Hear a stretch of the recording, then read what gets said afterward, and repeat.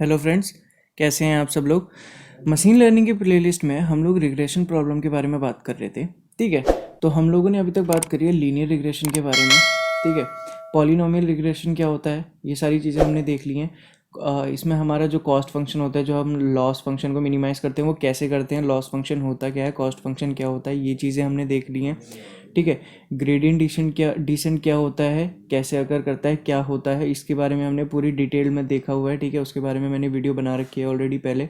ठीक है, SVM support vector regression क्या होता है। ठीक है, और डिसीजन ट्री रिग्रेशन क्या होता है। ठीक है, डिसीजन ट्री क्या होता है और उसको हम रिग्रेशन प्रॉब्लम में कैसे इम्प्लीमेंट करते हैं, ये सारी चीज़ें हम देख चुके हैं। लास्ट वीडियो में मैंने डिसीजन ट्री के बारे में बात करी थी। ठीक है, अगर आपने मेरी लास्ट वाली वीडियो यानी डिसीजन ट्री रिग्रेशन की वीडियो नहीं देखी है तो सबसे पहले इस वीडियो को पॉज करिए और सबसे पहले उस वाली वीडियो पे जाइए और पहले समझिए डिसीजन ट्री क्या होता है और डिसीजन ट्री काम कैसे करता है। ठीक है, हम कैसे डिसीजन ट्री को बनाते हैं। ठीक है, कैसे हम हायरार्किकल ऑर्डर में आगे बढ़ते हैं और बैक ट्रैकिंग क्या होता है और बैक ट्रैकिंग क्यों इंपॉर्टेंट रोल प्ले करता है, ये सारी चीज़ें। और ओवर फिटिंग और अंडर फिटिंग क्या होता है, ये हमने हल्का सा इसमें देखा था डिसीजन ट्री में कि ओवर फिटिंग आ जाती है क्यों, क्योंकि बैक ट्रैकिंग पॉसिबल नहीं होती है। ठीक है, इसीलिए और ओवर फिटिंग क्या होती है, अंडर फिटिंग क्या होती है, इस पे मैंने डिटेल पे वीडियो बना रखी है। अगर आपने वो भी नहीं देखी है तो सबसे पहले आप वो वाली वीडियो भी जाके देखिए। ठीक है, तो मेरा नाम गौरव है। ठीक है, मेरा नाम गौरव है और मशीन लर्निंग की प्लेलिस्ट को आगे बढ़ाते हुए आज हम लोग बात करेंगे आज हम लोग बात करेंगे रैंडम फॉरेस्ट रिग्रेशन की। ठीक है, आखिर रैंडम फॉरेस्ट क्या होता है, ये सारी चीज़ें आज हम देखेंगे। ठीक है, रिग्रेशन में हम इसको कैसे यूज़ करते हैं, ठीक है, ये हम देखेंगे। ठीक है, अब जैसे कि हमें पता है हम सुपरवाइज लर्निंग पे बात कर रहे हैं, जो हमारी रिग्रेशन प्रॉब्लम आती है वो सुपरवाइज लर्निंग के अंडर आती है। ठीक है, तो जो रैंडम फॉरेस्ट है वो एक सुपरवाइज लर्निंग एल्गोरिदम है। ठीक है, सुपरवाइज लर्निंग एल्गोरिदम है जो कि क्या करती है, इंसेम्बल लर्निंग मेथड को यूज़ करती है। ठीक है, इंसेम्बल मेथड को यूज़ करती है फॉर क्लासिफिकेशन एंड रिग्रेशन। ठीक है, जैसे हमारा एसवीएम, ठीक है, सपोर्ट वेक्टर मशीन और डिसीजन ट्री। ठीक है, डिसीजन ट्री जैसे कि ये दोनों एल्गोरिदम हमारी क्लासिफिकेशन और रिग्रेशन दोनों में हेल्पफुल है।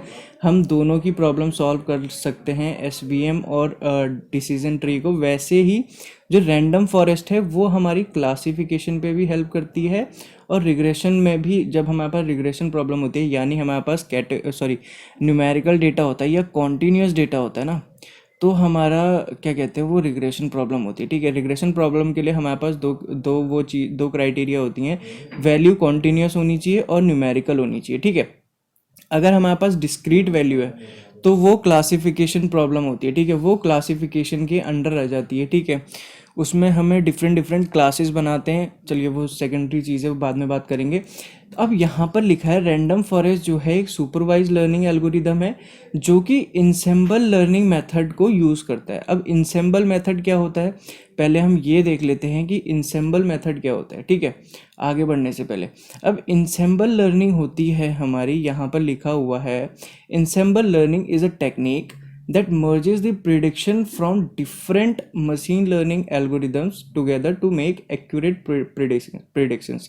इसमें क्या करते हैं हम डिफरेंट एल्गोरिदम को, ठीक है, नंबर ऑफ एल्गोरिदम्स को, ठीक है, number of machine learning algorithms को हम कंबाइन करते हैं ताकि हमें अपना प्रिडिक्शन मिल सके। ठीक है, सपोज़ ये हमारी KNN हो गई, ये कोई दूसरी एल्गोरिदम हो गई, ये कोई तीसरी एल्गोरिदम हो गई, ऐसे करते करते करते हम अपना जो हमारा डेटा सेट होता है ना उस पर नंबर ऑफ एल्गोरिदम, ठीक है, डिफरेंट एल्गोरिदम्स यूज़ करते हैं जिसके हेल्प से हमें प्रिडिक्शन मिलता है। ये बेसिकली क्या करता है, हमें एक्यूरेट प्रिडिक्शन देता है। अगर हम सिर्फ एक एल्गोरिदम यूज़ कर रहे हैं, ठीक है, एक एल्गोरिदम यूज़ कर रहे हैं, उससे हमें कोई डेटा मिलेगा, कोई वैल्यू मिलेगी। ठीक है, कोई वैल्यू मिलेगी, दूसरी हम एल्गोरिदम यूज़ करें उससे हमें कोई दूसरी वैल्यू मिलेगी, तीसरी करेंगे तीसरे से हमें कोई वैल्यू मिलेगी। ठीक है, अगर इन केस हम एक यूज़ कर रहे हैं तो हमें पता रहेगा कि एक ही हमारा मॉडल है, उसकी एक्यूरेसी हो सकता है थोड़ी बहुत ऊपर नीचे हो। लेकिन अगर हम ये सारी एल्गोरिदम जो हमने एक एक करके ट्रेन करी है, अगर हम उनको कंबाइन कर देते हैं, ठीक है, अगर हम उसको ऐड कर देते हैं और फिर हम अपना प्रिडिक्शन फाइंड करते हैं, तो जो हमारी एक्यूरेसी होगी ना, जो हमारी एक्यूरेसी होगी वो इंक्रीज करेगी, ठीक है। तो ये यहाँ पे यही लिखा हुआ है कि ensemble learning is a technique that merges, जो कि कंबाइन करता है, ठीक है, कंबाइन करता है डिफरेंट मशीन लर्निंग एल्गोरिदम को टुगेदर, ठीक है, टू मेक एक्यूरेट प्रिडिक्शंस, ठीक है। प्रिडिक्शंस को यानी हमारी मॉडल की एक्यूरेसी को बढ़ाने के लिए हम इंसेम्बल लर्निंग की हेल्प लेते हैं, ठीक है। A model comprised of many models is called ensemble model, ठीक है।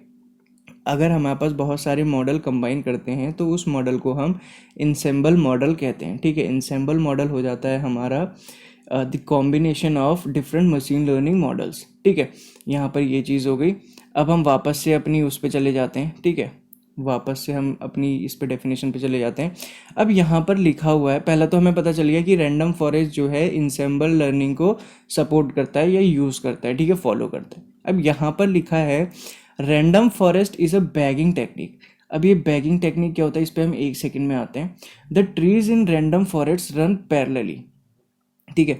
अब हम ये देख लेते हैं कि बैगिंग टेक्निक क्या होती है। अभी हमने बात करी थी इंसेम्बल लर्निंग की, ठीक है, यहाँ पर हमने बात करी थी इंसेम्बल लर्निंग की। अब इंसेम्बल लर्निंग दो तरीके की होती है, ठीक है, दो तरीके की हमारी इंसेम्बल लर्निंग होती है। पहली होती है बूस्टिंग, दूसरी होती है बैगिंग। ये जो बैगिंग है ना, रैंडम फॉरेस्ट इसको फॉलो करता है, ठीक है। Random forest is a bagging technique, ठीक है। अब सबसे पहले एक एक करके हम दोनों देख लेते हैं कि हमारी बूस्टिंग क्या होती है। Boosting is a sequential assemble method that iteratively adjust the weight of observation as per the last prediction. In simple word, it converts a weak learner to a stronger learner, ठीक है, stronger one। इसमें क्या होता है, मैं यहाँ पर एक सेकेंड आपको डायग्राम से बताता हूँ। एक सेकेंड, ये रहा, एक सेकेंड, ये रहा इसका बूस्टिंग का डायग्राम, ठीक है। यहाँ पर क्या होता है, डेटा सेट है, ठीक है, ये हमारा सैंपल 1 हो गया, ठीक है, ये हमारा सैंपल 2 हो गया, ये सैंपल 3 हो गया। इसमें क्या बोलते हैं, हमने जो हमारा डेटा सेट है उसको 3 हिस्सों में डिवाइड कर लिया, ठीक है। पहला सैंपल, दूसरा सैंपल, जैसे ये हमारा कंप्लीट डेटा सेट है ना, सपोज ये हमारा एक डेटा सेट हो गया, दूसरा डेटा सेट हो गया, तीसरा डेटा सेट हो गया। ये डेटा सेट कहीं और से नहीं आया, इसी डेटा सेट से आया है, ठीक है। फिगर से आपको समझ में आ रहा होगा। तो पहले सैंपल के लिए हमने एक मॉडल बनाया, दूसरे सैंपल के लिए हमने दूसरा मॉडल बनाया, तीसरे सैंपल के लिए हमने तीसरा मॉडल बनाया। ये इंटरनली कोरिलेटेड होते हैं, ठीक है, आपस में। जैसे इसका कोई आंसर आया होगा वो इसके पास जाएगा, ठीक है, दूसरे मॉडल से लिंक होगा। फिर ऐसे करते करते करते करते हमें लास्ट में एक आंसर मिल जाएगा, ठीक है, एक आंसर मिल जाएगा, ठीक है। एक सेकेंड मैं पीछे जाऊँ जरा, ये रहा। जैसे हमारा डेटा सेट है, यहाँ से हमारे पास पहला सैंपल आया, दूसरा सैंपल, तीसरे सैंपल से हमने अलग अलग मॉडल का यूज़ किया। उस मॉडल की हेल्प से हमें अपना एक आंसर मिल जाता है, ठीक है। बूस्टिंग में हम ये करते हैं। अब दूसरा आता है बैगिंग, ठीक है। बैगिंग क्या कह रहा है, कैलकुलेशन भी कहते हैं, ठीक है, बूटस्ट्रैप एग्रीगेशन भी कहते हैं। It is use to decrease the variance in the prediction model. ये जो वेरिएंस आ जाता है ना, अब वेरिएंस और बायस क्या होता है ये अगर आपको नहीं पता तो मैंने पहले इसमें डिटेल में वीडियो बनाई है, आप मेरी मशीन लर्निंग की ही प्लेलिस्ट में पहले जाके देखिए, आपको पता चल जाएगा वेरिएंस क्या होता है, ठीक है। तो आप वहाँ पे इजीली समझ जाएंगे। बेसिकली क्या क्या क्या होता है इसमें, ओवर फिटिंग से हमें बचने के लिए ना, ओवर फिटिंग से इससे हमें मुक्ति मिल जाती है। मतलब जो हमारे मॉडल में जैसे डिसीजन ट्री था, डिसीजन ट्री में क्या होता है, बैक ट्रैकिंग नहीं होती है, ठीक है। आप इसको मॉडिफिकेशन नहीं कर सकते, आप इसमें आप बैक ट्रैक नहीं कर सकते, आप वापस नहीं जा सकते, ताकि आप अपने इसको आप अपनी एक्यूरेसी को इंक्रीज कर सके, ठीक है। तो ये चीज़ यहाँ पर पॉसिबल नहीं हो पाती किसमें, डिसीजन ट्री में। लेकिन जो क्या बोलते हैं हमारा रैंडम फॉरेस्ट है, रैंडम फॉरेस्ट में यहाँ पर लिखा हुआ है bagging is a parallel method, ठीक है। रैंडम फॉरेस्ट में हम क्या करते हैं, पैरेलली हम अपने बहुत सारे number of decision tree create करते हैं, ठीक है, number of decision tree create करते हैं। तो इससे क्या होता है, हमारी जो ओवरफिटिंग की कंडीशन है वो कम हो जाती है, ठीक है। अब बैगिंग पे यहाँ पे देख लेते हैं। Bagging is a parallel method that fits different considered learners independently from each other, making it possible to train them simultaneously. अब इसका मतलब क्या है, ठीक है, इसका मतलब ये है कि अगर हम अपने इस पे आए, हमारा डेटा सेट हो गया, ठीक है, ये हमारा सैंपल 1 हो गया, सॉरी एक सेकेंड, ये हमारा सैंपल 1 हो गया, ऐसे ये हमारा सैंपल 2 हो गया, ये हमारा सैंपल 3 हो गया। अब सैंपल 1 के लिए हमने एक मॉडल क्रिएट किया, ठीक है, फिर हमने सैंपल 2 के लिए एक मॉडल क्रिएट किया, फिर सैंपल 3 के लिए एक मॉडल क्रिएट किया, ठीक है।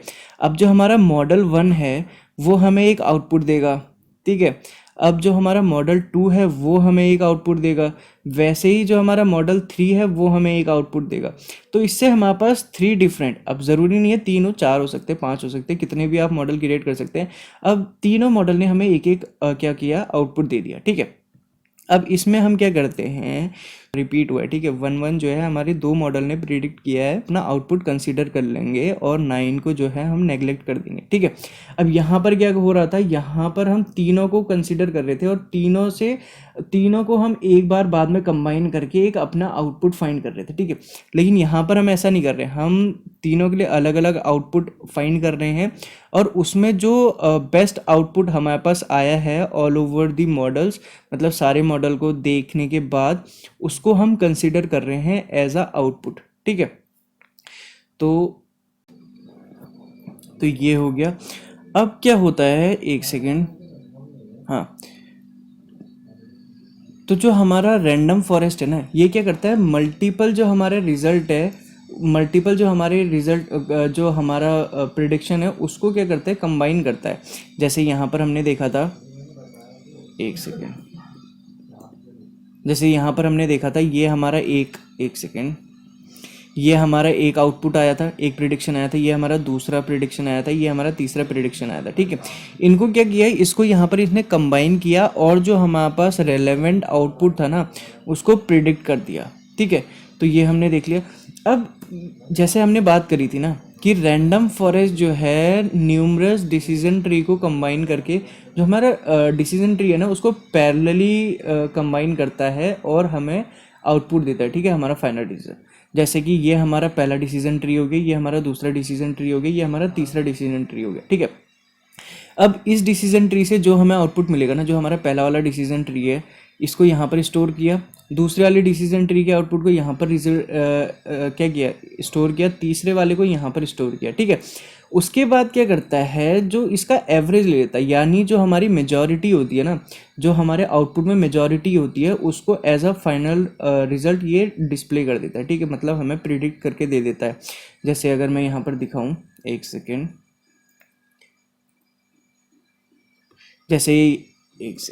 जैसे यहाँ पर था, ये हमारा 1, इसने पहले वाले मॉडल ने हमें 1 प्रिडिक्ट करके दिया, दूसरे वाले मॉडल ने हमें 9 प्रिडिक्ट करके दिया, तीसरे वाले मॉडल ने हमें 1 प्रिडिक्ट किया फिर से, ठीक है। तो ये जो हमारा 1 है ये हमारा एज अ रिजल्ट जो हमारा रैंडम फॉरेस्ट है उसने हमें दे दिया। तो रैंडम फॉरेस्ट बेसिकली क्या होता है, हमारे डिसीजन ट्री को ही जो नंबर ऑफ डिसीजन ट्री हैं उसी की हेल्प से हमारा रैंडम फॉरेस्ट बनता है, ठीक है। अब इसमें क्या होता है, हमारी जो ओवर फिटिंग की कंडीशन है ना वो नहीं आती है बेसिकली। अब जैसे डिसीजन ट्री में क्या हो रहा था, बैक ट्रैकिंग नहीं हो रही थी, ठीक है, बैक ट्रैकिंग नहीं हो रही थी तो एक बार हम एक नोड पे आ गए तो हम वहीं पे स्टक होके रह जाते थे, ठीक है। अब अगर हमारे पास बैक ट्रैकिंग की वो होती, ठीक है, पॉसिबिलिटी होती कि हम उसमें बैक ट्रैकिंग यूज़ कर सकते, तो हमारे मॉडल में ओवर फिटिंग की कंडीशन नहीं आती और हमारा मॉडल की जो प्रिडिक्शन है ना वो भी ज़्यादा बेहतर हो सकती अगर बैक ट्रैकिंग उसमें डिसीजन ट्री में आ पाती। अगर बैक ट्रैकिंग आ जाती तो हो सकता है रैंडम फॉरेस्ट जो है यूज़ में ना आए। और रैंडम फॉरेस्ट जो है ना मोस्टली हर डेटा सेट में, ठीक है, चाहे वो किसी भी तरीके का डेटा सेट हो उसमें आप रैंडम फॉरेस्ट का यूज़ कर सकते हैं, ठीक है, क्योंकि इसमें बेसिकली हमें नंबर ऑफ डिसीजन ट्री बनाते हैं और हमें एज अ आउटपुट वो जो रेलेवेंट आंसर है वो हमें प्रिडिक्ट करके दे देता है, ठीक है। आई होप कि आपको रैंडम फॉरेस्ट समझ में आया होगा, ठीक है। मैंने आपको रैंडम फॉरेस्ट समझाने में कोई वो नहीं छोड़ी होगी, आपको आई थिंक पूरा कंप्लीट रैंडम फॉरेस्ट क्या होता है, ठीक है, रिग्रेशन में हम इसको कैसे यूज़ करते हैं बेसिकली हम इसमें random forest number of decision tree create करते हैं हम, ठीक है, number of decision tree create करते हैं और हर डिसीजन ट्री के लिए हमारे पास एक आउटपुट आता है, ठीक है, और फिर उन सारे आउटपुट को हम कंबाइन करते हैं, उनका एवरेज लेते हैं और जो मोस्ट प्रिडिक्टेड आंसर होता है ना उसको हम प्रिडिक्ट करके दे देते हैं बेसिकली रैंडम फॉरेस्ट में, ठीक है। आई होप आपको रैंडम फॉरेस्ट क्लियर हो चुका होगा। अगर आपको कोई भी डाउट है तो नीचे कमेंट सेक्शन में कमेंट करके मेरे से पूछिए, मैं उसको रिजॉल्व करने की कोशिश करूँगा, ठीक है। अगर आपको ये वीडियो अच्छी लगी तो नीचे एक लाइक छोड़ दीजिए, ठीक है, इससे मेरे को मोटिवेशन मिलता है, ठीक है। अगर आपको ये जो वीडियोस मैं बना रहा हूँ ये अगर आपको थोड़ा सा भी हेल्प कर रही हैं, ठीक है, तो चैनल को सब्सक्राइब करिए, ठीक है, अपने दोस्तों के साथ शेयर करिए ताकि ज़्यादा से ज़्यादा लोगों तक ये चीज़ें पहुंच सके, ठीक है, ज़्यादा से ज़्यादा लोग सीख सके मशीन लर्निंग के बारे में, ठीक है। ईजीली एक्सप्लेन करने की कोशिश करता हूँ मैं आप सबको, ठीक है।